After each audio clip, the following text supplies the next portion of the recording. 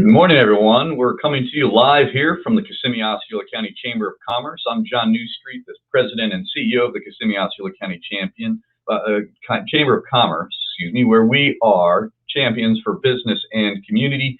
Again, we're live, so can't edit that out, but looking forward to this conversation today. We have a very important topic, and we hope you'll be engaged with us, and if you have questions, we'll help you through those. If not, again, this will be archived on our Facebook page and our YouTube page, so you can share it around so all of our businesses here can benefit from this information. Before we get started, I do want to say a big thank you to the Kissimmee Utility Authority. KUA has sponsored today's program, and we are glad to have them as a partner and a fellow champion. Again, we are all champions for business and community. With all of that, I'm going to bring forth our guest. The topic today is the Employee Retention Credit. This was part of the stimulus package, and it's essentially grant money if you qualify. And so we're going to learn a lot more about that. And if I said anything wrong, my guest will correct me. Her name is Kristen Labbe. She's with CliftonLarsonAllen, which is another great partner here at the Chamber. To do all your accounting and auditing needs, call CLA. Kristen, thank you for joining us and welcome. Thank you, John. I'm glad to be here today. Thanks for having me. Now, you are the true expert, and I know you have a slide deck to kind of guide the conversation, make sure they can visualize this opportunity. So I'm going to turn the conversation over to you, and we'll go from there. All righty. All right. Good morning, everyone. So I am going to talk about the employee retention credits today. Just a quick disclaimer, as I'm sure you're aware, guidance is constantly changing, and you never know what new guidance is going to come out from SBA. So I just want to let you know that everything is up to date through this week, all the information that I'm sharing with you. So there might be changes in the future, but as of today, this is the current guidance. All right.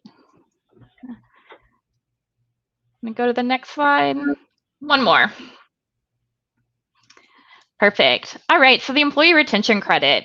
A lot of people, I'm sure you know about PPP, and it kind of got all the headlines. And the employee retention credit is one that kind of got swept under the rug, and there wasn't a lot out there on this. And at first, if you receive PPP, you are not eligible for the employee retention credit. That has now changed.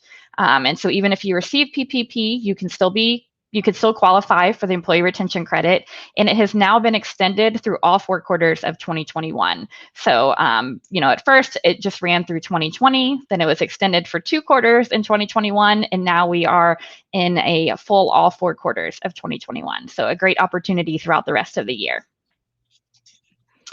So I'm going to talk a little bit about how you're eligible for these credits. There's a couple different ways you can be eligible. The first one being a government order shutdown.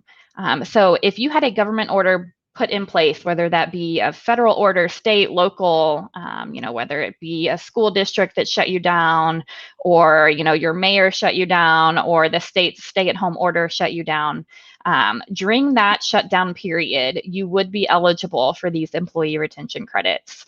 Now, I will let you know that it has to be a government order, so it can't be any sort of just recommendation or guideline, or you shut down based on what the CDC was recommending.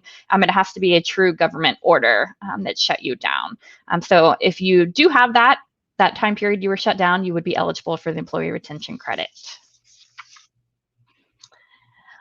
All right, you could also have a partial shutdown. So let's say you weren't shut down in full, but a portion of your business was shut down. And a good example for this would be maybe a restaurant. So say you had to shut down your inside service, but you were still allowed to provide takeout, carry out, that sort of thing. As long as the portion of your business that was shut down is more than 10% of your total gross receipts, then you could be eligible during that time that you were partially shut down. So that is, another great opportunity. Once again, it does have to be through a government order, not just based on a CDC recommendation. All right, this is a big question that we come up with when we talk about partial shutdown. Say we shut down our office, but our employees were still working from home. That's something that you have to take into consideration. And as long as they were able to still perform their duties working from home, that would not be considered a partial shutdown. So you kind of really have to take that into consideration, and I would say, consult when necessary to see if that would be considered a partial shutdown. So something to evaluate. All right. Another way you can be eligible is based on a decline in receipts. So for 2020, if you had greater than a 50% reduction in your gross receipts in any one calendar quarter, compared to that same calendar quarter in 2019, then you would be eligible for the employee retention credit. That does change for 2021, and that reduction goes to only a 20% reduction. That is still comparing to 2019. So you're going to look at the calendar quarter of 2021 compared to that same calendar quarter of 2019 and see if you meet that reduction in gross receipts. And if so, then you would be eligible for these credits. All right, so determining gross receipts. So that's the big question. So what is gross receipts? Gross receipts pretty much covers all of your revenue, your services and sales, any investment income that you have, rents, royalties. You're going to follow your tax method. So, if you're using a accrual accounting method and that's what you file your taxes on, then that's what you would use to determine your gross receipts. If you're using a cash basis for your tax return and that's the accounting method you use, then you would use that to determine your gross receipts. And you do want to make sure that obviously you have to use the same for both periods. So if you're using cash basis in 2020 or 2021, then you have to use cash basis in 2019 to make sure that you're comparing apples to apples there. All right, eligibility. So in 2020, you are eligible if you had under 100 FTEs. If you have under that 100 FTEs, all your employees are eligible with no restrictions. If you are over that count, the only eligible employees are those that you are paying that are not working. So if you're still paying them, even though they're not providing any services for you, then that would count if you're over that 100 FTE mark. In 2021, that does jump to 500. So a big jump there for 2021. So if you're under 500 FTEs, then you have no restrictions as far as your eligible employees for these credits. All right, employee type. Here's another eligibility thing when you're looking at your employees. Obviously, nonprofit, I'm going to start on the right-hand side, and nonprofit, all your employees are going to be eligible. But as you move into that C Corp, S Corp partnership, you will see that it takes into account owners. Any owner of the business that owns 50% or more their wages are not going to be eligible for this credit, as well as their family members. And that is direct family members, a spouse, child, grandchild, son-in-law, daughter-in-law. Their wages would not be eligible for this credit. We'll go to the next one. All right, eligibility. As far as affiliates, if you say you have an owner that owns more than one business, you have to bring all of those together as a controlled, because they're one controlled group. And so you have to look at them as one employer. So that is for your FTE calculations, as well as your gross receipts. You will have to bring those all together to determine your eligibility. So something to keep in mind if you have more than one business that you own or operate. All right, so now that we talked about eligibility, let's talk about the calculation and what does that mean for these credits.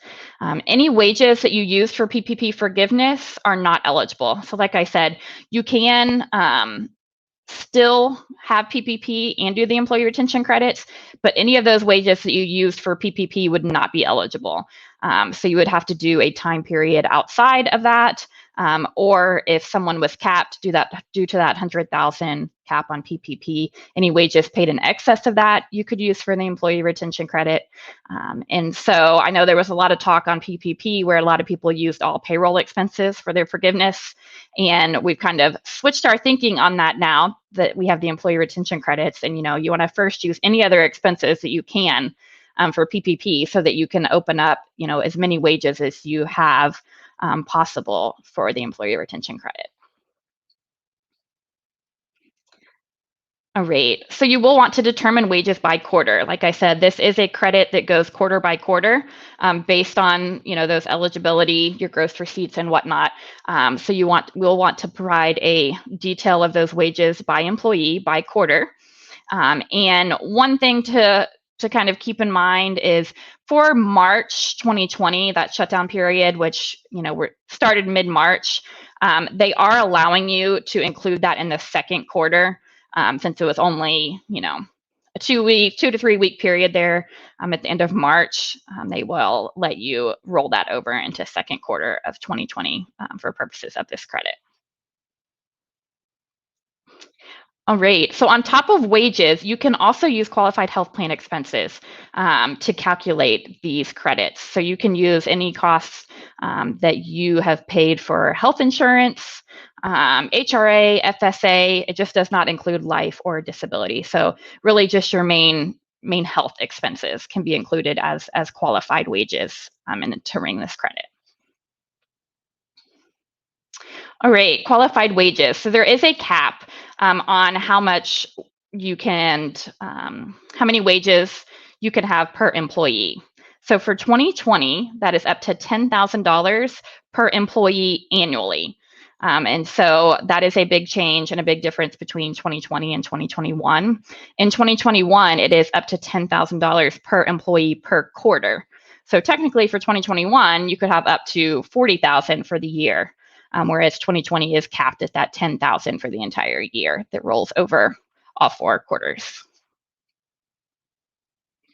The credit amount. Once again, there's a different change here between 2020 and 2021. In 2020, you get 50% of those qualified wages. So you could have a credit of up to $5,000 per employee. In 2021, that jumps to 70%. So 70% of that $10,000 in qualified wages. So you could have a credit of up to $7,000 per employee per quarter. So it does add up and can be a significant credit throughout the year. All right, so just a quick snapshot on the process. Like I said, number one, you're going to want to determine your eligibility. Your eligibility as far as your FTEs, and then what period you're eligible based on, if you're using the shutdown period or if you're using your gross receipts, and then also what employees are eligible. Like I said, those owners we want to take out, any family members to those owners we want to take out. So step one is determine that eligibility. Step two would be to calculate your eligible wages. Like I said, up to that $10,000 max per employee. You can add in those health benefits on top of those wages. And then number three would be to file for the credit. This can be done by filing a 941X, which is basically just an amended payroll return. I will tell you that these do have to be paper filed. And unfortunately, the IRS is extremely behind in processing these paper returns. And so, it could take up to a year to receive the credit. So we do just tell you to be patient. We're all kind of tied up out of our hands and waiting for the IRS to process a lot of these returns. But that is how you would claim the credit. And here's just a bunch of different resources. The SBA is a great website. There's frequently asked questions out there. There's examples for the credit. And we also have CLA's COVID Relief Center.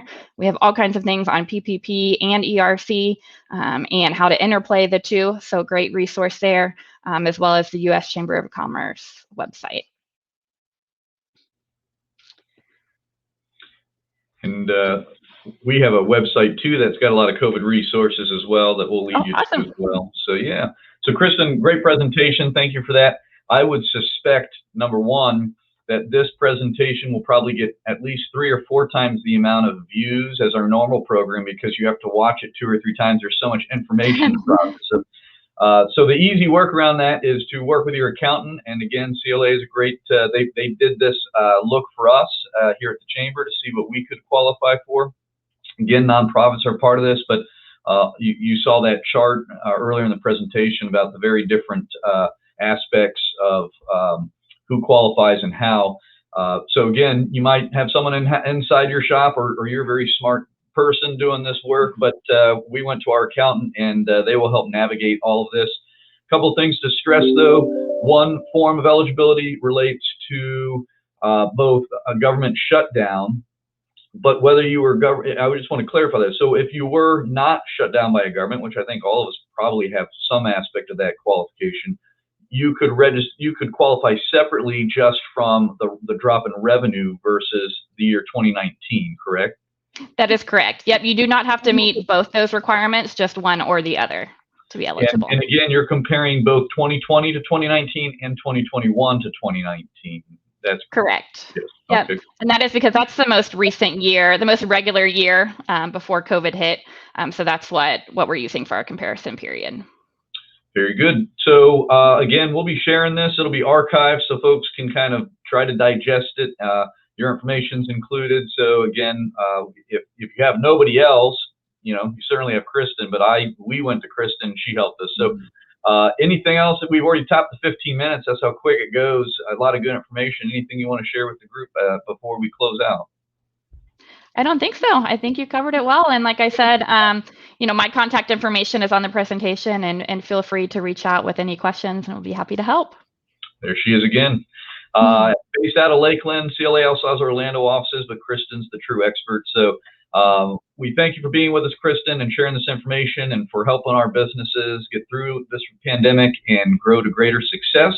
And I'll give a final shout out to Kissimmee Utility Authority once again for being a great partner. Again, we are all champions for business and community, and we thank you all for watching today. We'll see you next week. Thank you.